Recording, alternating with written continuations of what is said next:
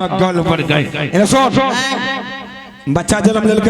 हाँ। बच्चा का उठाए का कुमरा खत्म फेंक दे रख देली जो तोरा साया साड़ी पहन जो साया साड़ी जो जल्दी जो ए मैं तुम्हारा इनाम घर पे भिजवा दूंगा मंत्री। अब जो है अब आ गई है ऊंट पहाड़ के नीचे। हाँ अब जैसा मैं करूंगी वैसा ही होगा। अब ये पगली घंटे में 3 बार चोट मारने का समय आ चुका है। तुम पगली घंटे में 3 बार चोट मारो, महाराज जंगल के किसी कोने में होगा, ये पगली घंटी का आवाज सुनते हुए महल तक आएगा। आप जाइए, मैं जा रही हूँ। तैयार हो जाइए, महाराज को बुला रहे हैं।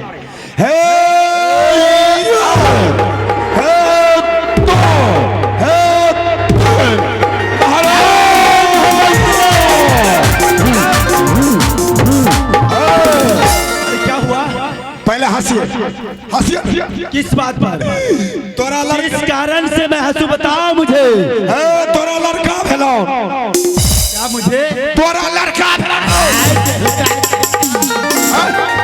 कहो इस महल में पुत्र का जन्म। हाँ महारानी के ऐसे कहना चाहिए तुम्हें। लड़का जन्म कहता है तोरा इनको महारानी को एकरा ना है तो दूसरा है तो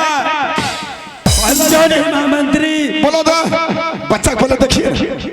हाँ महारानी लाओ महारानी को बुला है क्यों मैं ये बच्चा भेल हे स्वामी। हाँ महारानी। बड़ी खुशी की बात है कि जो कि आज छोटी महारानी के गर्भ से सुंदर सा प्यारा सा संतान की प्राप्ति हुई। क्यों नहीं महारानी? आज सोनापुर की ये निपुत्र का नामो निशान मिट गया। क्यों नहीं महारानी? इस पुत्र के लिए मैंने बरसों इंतजार कर रहा था कि हमारे महल में कब पुत्र का प्राप्ति होगा। हे स्वामी जी, मैं तो कहती हूँ इसी खुशी के मौके पर लड्डू मिठाइयाँ बंटवाया जाए। क्यों नहीं? राय बिजली सिंह जाओ सोनापुर के जितने भी प्रजा है सभी हलवाई को कह दो मिठाई बनाएगा और मेरे प्रजा को मुंह मिठाई आज छठियारी भोज है, सबको मिठाई खिलाएंगे। जो मिठाई नहीं खाएंगे उसको बुनिया खिलाएंगे, जो बुनिया नहीं खिलाएंगे उसको सत्तू प्याज खिलाएंगे। मनमाना खिलाएंगे, सत्तू प्याज खिलाएंगे। जिसको दर्द नहीं रहेगा सत्तू प्याज नहीं खाएगा। पीछे हटो। हे स्वामी जी। हाँ महाराज। आज मैं तो खुशी से झूम रही हूँ। क्यों नहीं महारानी? जान मिली अब मुझे सोनापुर शहर में कोई आदमी निपुत्र नहीं कहेगा। मैं आज पुत्रवान कहलाता हूँ और मेरे ताज पहनने वाले मेरे पुत्र जन्म ले चुका। जन्म लियो रघुरैया कि राजा घर बाजे बधैया।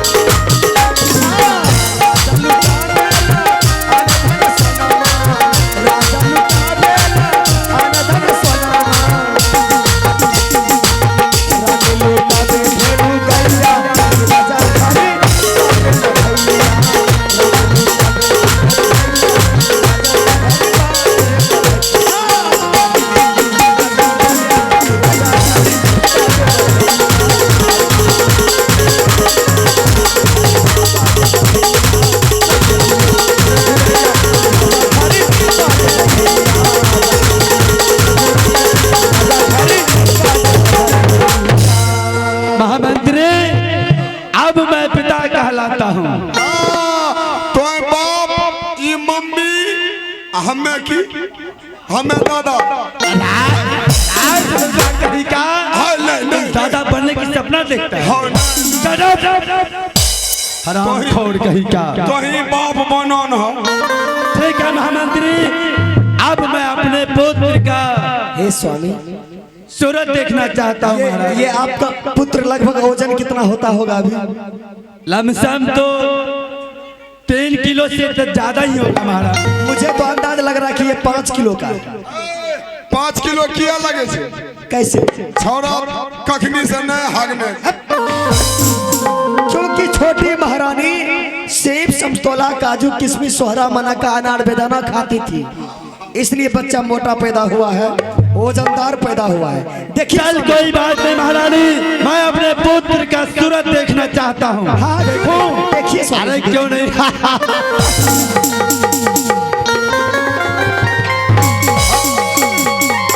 और आए महामंत्री, ये क्या मेरे गोद में ईटा ला कर रख दिया। हाँ तो हूँ तो छोन। वो इधर सुनो ना हो। यह कैसी मजाक तुम लोग मुझसे बना रहा है महाराज। मजाक करबे तो हमार मोहना है वो ना। एक बार सुनो ना, बच्चा पैदा नहीं लेके तो छोड़ा को ई तो दिमाग में बैठाइल है क्या कि हमरा 9 लाख भट्ठा खुल गेल, खाली तू हमरा ईटे निकले छो। कहीं का पहला पैखाना रूम बना लिया और तब लेटरिंग रूम बनाई। महारानी, ये तुम लोग कैसी मजाक कर रही हो महारानी। पुत्र की जगह पे मेरे गोद में ईटा पत्थर रख दिया। स्वामी जी बताइए, पुत्र के जगह पर मैंने ईटा पत्थर रख दिया, मैं पागल हूँ क्या? मेरे पास दिमाग नहीं है क्या? मैं पढ़ी लिखी नहीं हूँ क्या? क्या ईटा पत्थर जन्म लिया? मैं जो आपसे मजाक करूंगी, क्या मैं आपकी भौजाई लगती हूँ?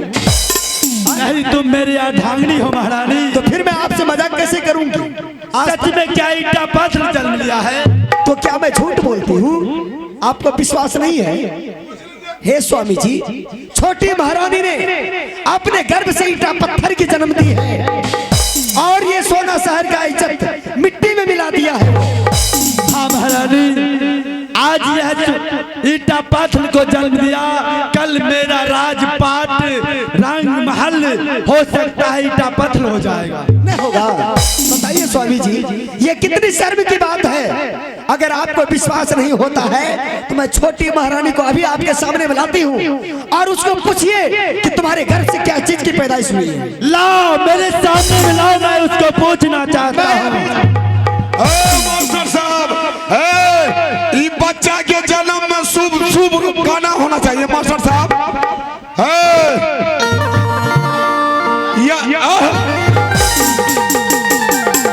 स्वामी जी पूछिए इनको, इसको पूछिए इसके पेट से क्या चीज की पैदाइश हुई है। क्या महारानी, जब मैं शिकार खेलने के लिए जा रहा था तो तुमने बोला मैं बच्चे का मां बनने वाली हूँ। आज वह टाइम, वह दिन खत्म हो चुका है। कहाँ है मेरा बच्चा? स्वामी जी,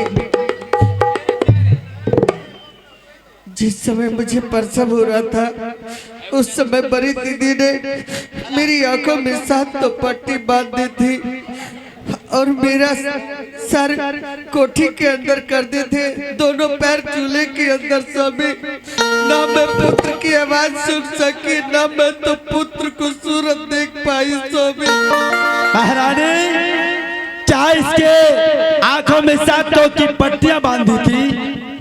हाँ स्वामी जी। इसका सर कोठी में घुसाया था? जी स्वामी। पैर भी चूल्हा में घुसा दिया था? जी। वो किस लिए महारानी? स्वामी जी अब आप ही बताइए, औरत की बात औरत जानेगी कि आप जानिएगा?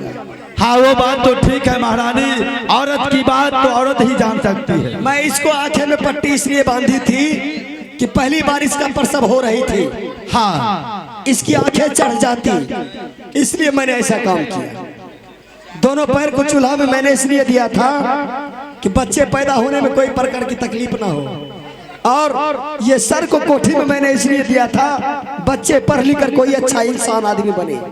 बताइए मैंने कौन सा गलती किया स्वामी जी? नहीं, तुम तो ठीक ही किया महारानी, लेकिन यह तो जुल्म हो गया। सोनापुर की प्रजा जानेगा कि राजा सोना सिंह के घर में ईटा पत्थर का जन्म हुआ है। स्वामी जी ये जुल्म ही नहीं महा जुल्म हुआ है। क्यों जानते हैं आप? इसका बाप जो था, इसका बाप एक नंबर का भिखारा था, और ये एक नंबर की भिखारनी।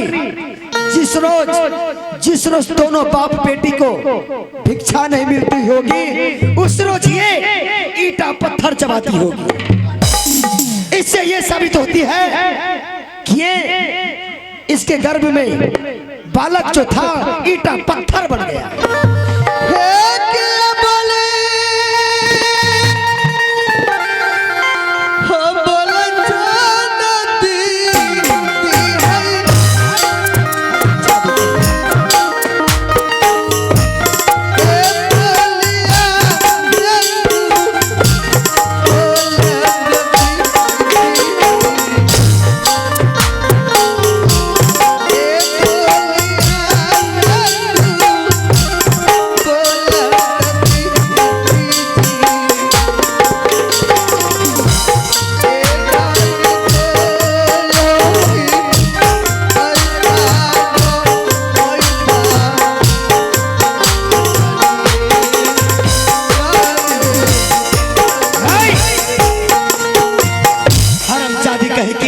तुम्हारे पेट से ईटा पत्थर के जन्म ली है, तो मैं तुझे बच्चा कहाँ से दूंगी रे?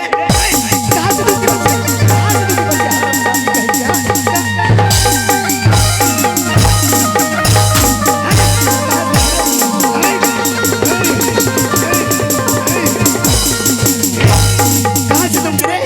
बड़ी महारानी, ना जाने व्यास मुनि बाबा ने मुझे कहा था कि आपके घर में अगर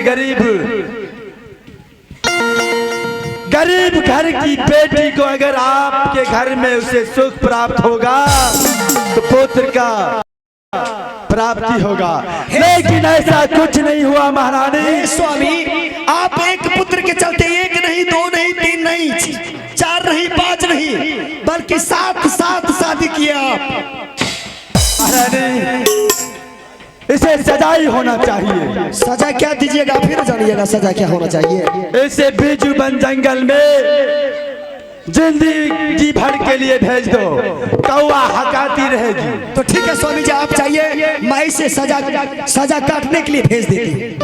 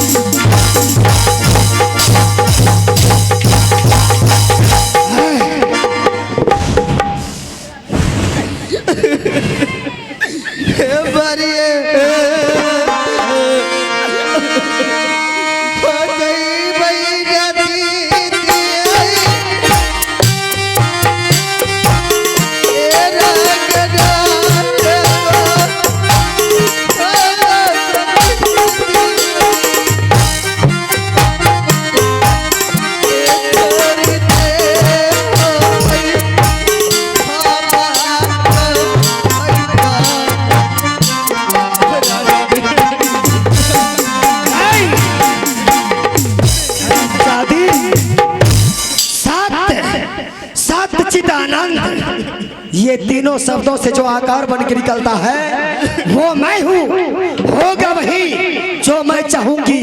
और जिनो बसर जहान है ये सब मेरा गुलाम है।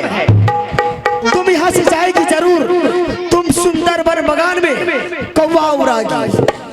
दीदी ऐसा मत करो दीदी, और तुझे तुम्हारे पैर पकड़ती है दीदी, दया की भीख मांगती हूँ दीदी। दया की भीख मांगती है, भीख के बदले में तुझे ठोकर मारती है। तू सुंदर वन बगान में कौवा उड़ाएगी और तुझे भोजन मिलेगा जरूर, लेकिन 8 रोज की सूखी रोटी, नारियल के खोखले में पानी, ताकि बिना अन्न बिना पानी का तुम सुंदरबन बगान में ही मर जाए। ये तुम्हारे बदन पर जो साड़ी है, ये साड़ी उतार कर फटी पुरानी साड़ी पहनकर तुम यहाँ से निकलेगी। जाओ महल में कपड़ा बदलना, जाओ से जाओ।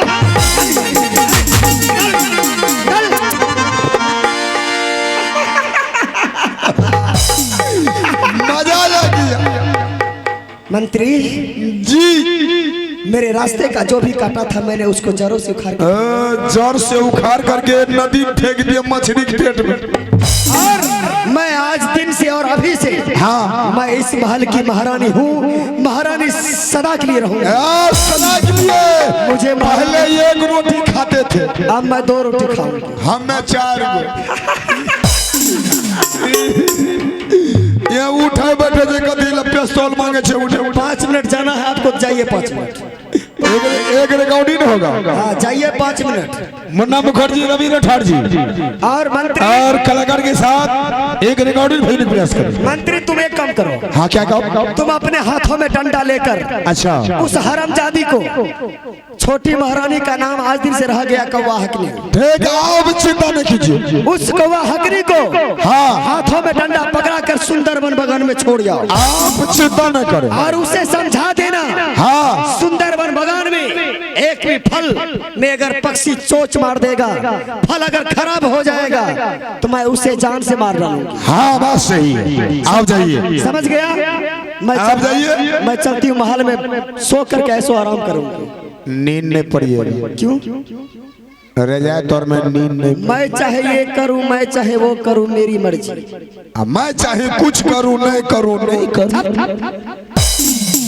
मैं चलती हूँ अपने महल में बैठ करके अपने स्वामी जी का इंतजार करूंगी और स्वामी जी से मैं बिल्कुल अच्छी तरह से ऐसो आराम करूंगी। स्वामी जी के साथ और क्या?